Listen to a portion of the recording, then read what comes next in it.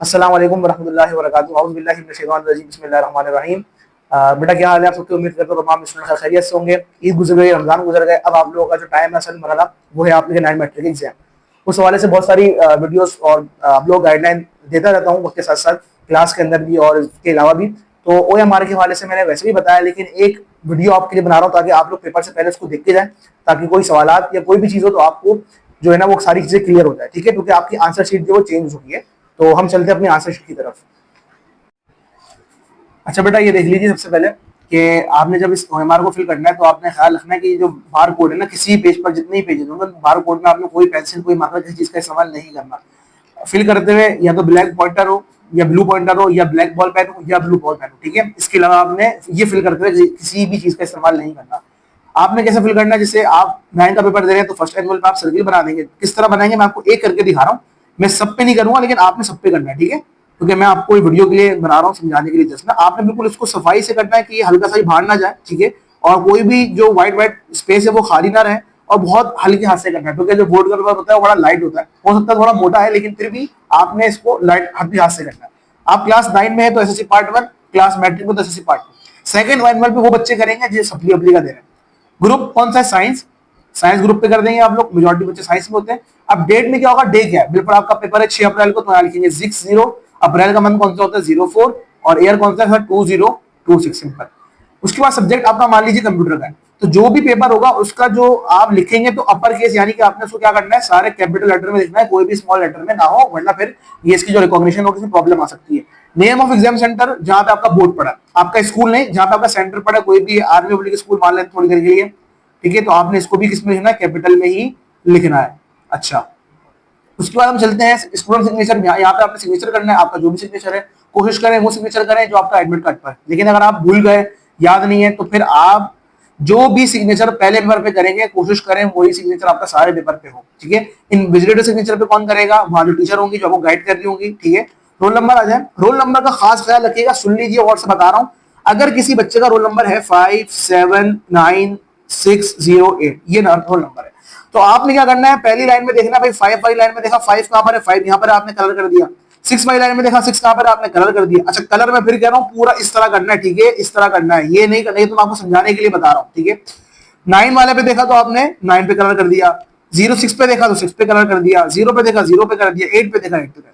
अगर बिलफर्ज आपका roll number है 4 डिजिट का या 3 डिजिट का या 2 डिजिट का, बिलफर्ज मान लीजिए आपका नंबर है 9608, क्या है? 9608, तो आपने स्टार्ट में 2 जीरो लगाने हैं। अगर 4 डिजिट का होगा तो स्टार्ट में 2 जीरो, 3 डिजिट का होगा तो स्टार्ट में 3 जीरो, 2 डिजिट का होगा तो स्टार्ट में 4 जीरो। इन सारी चीजों का आपने ख्याल रखना है। अगर स्टार्ट में 2 जीरो है तो इन 2 जीरो पे कलर कर देंगे, फिर 9, इसकी लाइन में आप 9 पे कलर करेंगे, इसकी लाइन पे आप 6 पे। नॉर्मली इस तरह आपने पेपर करना होता है। ठीक है, पेपर कोड आपका पेपर पे लिखा हुआ होगा, मिस आपको बता भी देंगी, जो टीचर होंगे वहां पे। आपका मान लीजिए कोड है FAFGF। ठीक है, तो F पे कलर करते हैं, भाई ये रहा F। ए वाली लाइन में आप ए पे कलर करेंगे, एफ वाली लाइन पे आप एफ पे कलर करेंगे, जी वाली लाइन पे आप जी पे कलर करेंगे, और एफ वाली लाइन पे आप एफ पे कलर करेंगे। वीडियो को शॉर्ट रखने के लिए मैं कलर नहीं कर रहा, मैं आपको जस्ट बता रहा हूं। मैं फिर कह रहा हूं कलर आपने इसी तरह से ही करना है। ठीक है, चले भाई आगे चलते हैं। ये सारी हिदायत लिखी हुई है, हिदायत में आप देख सकते हैं। भाई कॉपी जो है आपको 15 मिनट पहले दी जाएगी, तो उसकी टेंशन लेने की जरूरत नहीं है। बॉल पेन पॉइंटर या बॉल पेन का इस्तेमाल करना है कोशिश। अब इसके बाद हम बाकी चीजों को भी देख लेते हैं। ये आपका जो पेपर है ना, ये आपके सामने जितनी भी गाइडलाइन इंस्ट्रक्शन है वो आ रही होंगी आपके सामने, तो इसको भी पढ़ लीजिएगा। ठीक है, अब हम आगे चलते हैं। एमसीक्यूज के लिए क्या करना है? आपके सामने पेपर होगा एमसीक्यूज, आपने उस पेपर को देखना है और उसमें जो आंसर होगा, मान लीजिए 1 का आंसर है ए, तो आपने ए पे जस्ट कलर कर देना, बिल्कुल इस तरह जिस तरह ही हुआ है। इस तरह नहीं करना, इस तरह नहीं करना, इस तरह नहीं करना, इस तरह नहीं, इस तरह नहीं, सिर्फ ये कलर करना, बिल्कुल प्रॉपर फिल। इसी तरह आपके कंप्यूटर में एमसीक्यू है 12, तो आप यहां तक फिल करोगे, सबको छोड़ दोगे ना, पेंसिल कुछ काटने की जरूरत नहीं है, कुछ करने की जरूरत नहीं है। आपके एमसीक्यू है 15, आपने 15 तक एमसीक्यू करोगे, यहां तक जो भी आंसर है बी है, सी है, डी है, वो लगाओगे, देन आप इसको खत्म कर दोगे।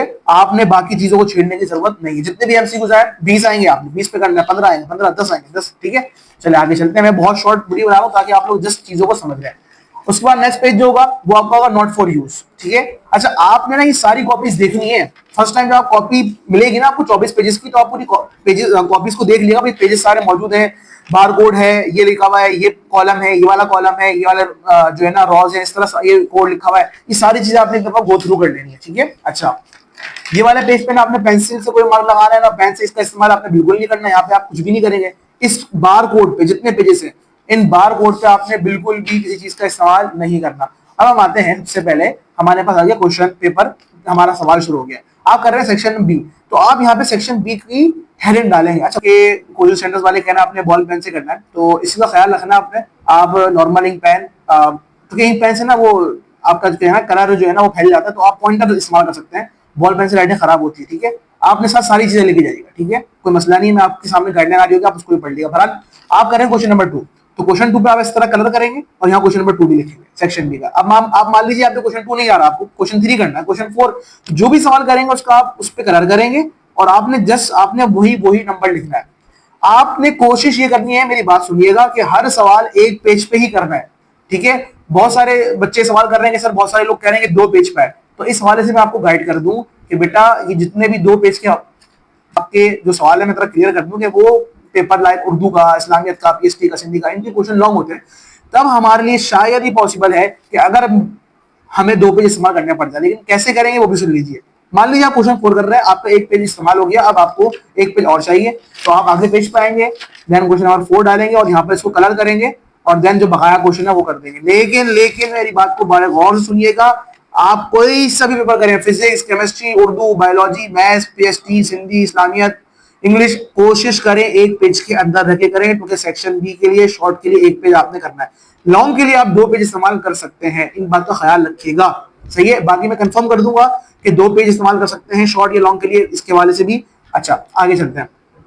अच्छा, आपने इन चीजों पे कुछ भी नहीं करना, मार्कर से हेडिंग डाल सकते हैं, एक लाइन में हेडिंग डाल दें, ज्यादा आपने लाइन इतनी बड़ी बड़ी हेडिंग नहीं डालनी। नॉर्मल आप जैसे यहाँ पे एक नॉर्मल जैसे हेडिंग डालते हैं ब्लू मार्कर से या ब्लैक मार्कर से आप हेडिंग डाल लें, ताकि आपका काम सफाई से हो जाए। कोशिश करें 1 पेज पे जो सवाल कर रहे हैं उस पर कलर करें, नंबर भी लिखें और अपने आंसर को इसी के अंदर करें। अगर सवाल बड़ा है तो इस तरह कॉलम बना के आधा यहाँ कर लें, आधा यहाँ कर लें, ठीक है।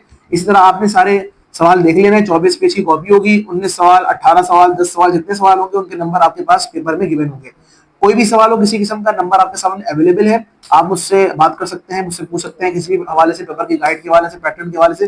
कोशिश करिएगा 12 बजे से पहले मैसेज करें, इंशाल्लाह मैं आपको जो है ना रिप्लाई करूंगा। उम्मीद करता हूँ आप लोगों को वीडियो समझ में आई होगी। अगर समझ में आई, आप आगे अपने दोस्तों के साथ, फ्रेंड के साथ शेयर करें। जज़ाकुमुल्लाह खैर।